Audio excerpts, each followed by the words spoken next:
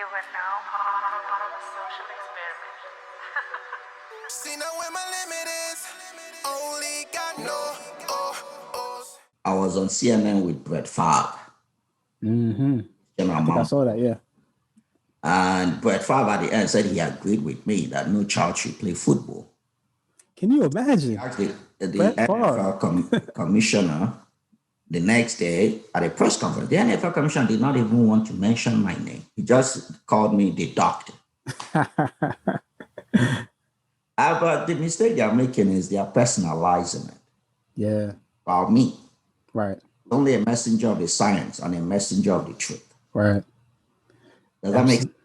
That makes sense, man. I know you've been on with a lot of NFL players that have agreed. And not only have they agreed, they said, you know what? I wouldn't even let my kids play football. As much as I love the game, as much as I've gained from the game, I've realized that this thing is not worth it. What I'm experiencing right now is not worth it. You know, the fact that I don't remember short-term memory. I can't remember, certain things. I get these headaches, my eyes are sensitive to the light, like all of these things that, that people struggle with, like you said, in silence that we don't know about. That stuff started coming out when your information came out, and it made those players more comfortable, exposing those things. And, I think without your work, that wouldn't have been possible.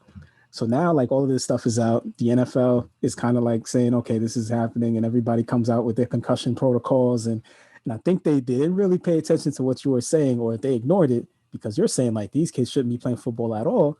But they're saying, wait a minute, we can make this safer. Let's get these safer helmets.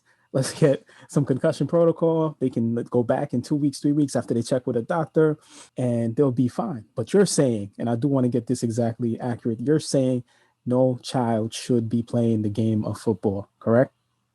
That's not just football. Yes. No child, knowing what we know today, should engage in high-impact, high-contact sports. High-impact, high-contact sports include the top 6: American football, rugby, ice hockey, wrestling, boxing, mixed martial arts. Okay? Because in these games, every play, there is exposure of the human head and brain to acceleration, deceleration injury. Mm-hmm. The human brain does not have any reasonable capacity to regenerate itself. Right. So every injury to the brain is permanent. And over time, it's cumulated. So having known this, why would we then intentionally expose children who've not reached the age of consent? We intentionally expose them to brain damage. In 1957, the American Academy of Pediatrics published a position paper in 1957 saying what I'm saying now, that no child, I think they said under the age of 12, should play football, wrestling, or boxing. Wow. I'm not even the first to say. Okay? Knowing what we know today, a smart parent wouldn't let his child play football. It makes sense. It makes sense, but it just hurts so much because, Americans are connected to football. It's the pastime. And then, like Will Smith mentioned too, like it's an inconvenient truth. Even though I know this, even though I know that this can damage, it's like, how can I grew up with football. I watch it every day. My brother played, my father played, my uncle played. And now this guy is telling me that we can't do this anymore, that we got to change this game and do something more safe. We are a species, the Homo sapiens species. We are, and as a species, we evolve over, meaning we change. And luckily, as we evolve, we tend to become more intelligent. Right. Because if you look at mankind of 2021 and compare it to mankind of 1821, you could see we've become much, much more intelligent. Yep. And guess what? As you become more intelligent, you let go of the less intelligent ways of your past. That's a fact.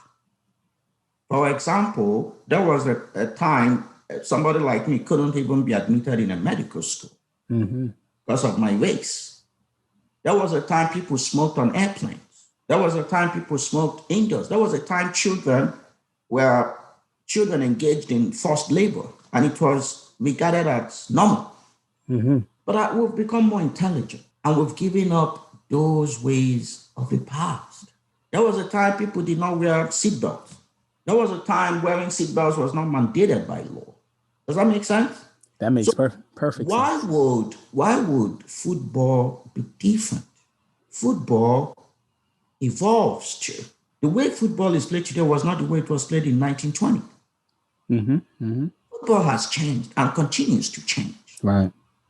And it is in the interest of the industry that they recognize that and it evolve with science and mankind. Otherwise, the industry will be left behind. Mankind will leave football behind, and it may take a generation or two. I can see that, definitely. Am I making sense? It makes perfect sense, man. There was a time there was no football. Somebody or a group of people created football, developed football. So why can't we develop another sport in 2021 that is more brain-friendly? Yes, we can. I agree. Football is not the end of the end of all or the beginning of all. We have the intellectual wherewithal to develop new sports. I agree. Consistent with the state of science. And you made an analogy in your book talking about, the Roman Colosseum and the gladiators, that someone came out and said, guys, this is barbaric. What are we doing? And they were stoned to death. They were stoned to death. But later, the emperor said, you know what? What he said is true. This is barbaric. And it was stopped. Am I making sense? It makes perfect sense. People love the gladiatorial sport. The stadium will be, or the Colosseum, whatever it was, will be packed. And people will watch two individuals fight and kill. One person will be killed. And they will be screaming and yelling. Same applies to football. So just like centuries later, the gladiatorial sport is non-existent now. Maybe 2 or 3 centuries more, my great-great-great-grandchild may now look back and like, oh my gosh, what is this sport called football? What was that about? Why did they play this game in 200, 300 years ago? So every day I'm going hard.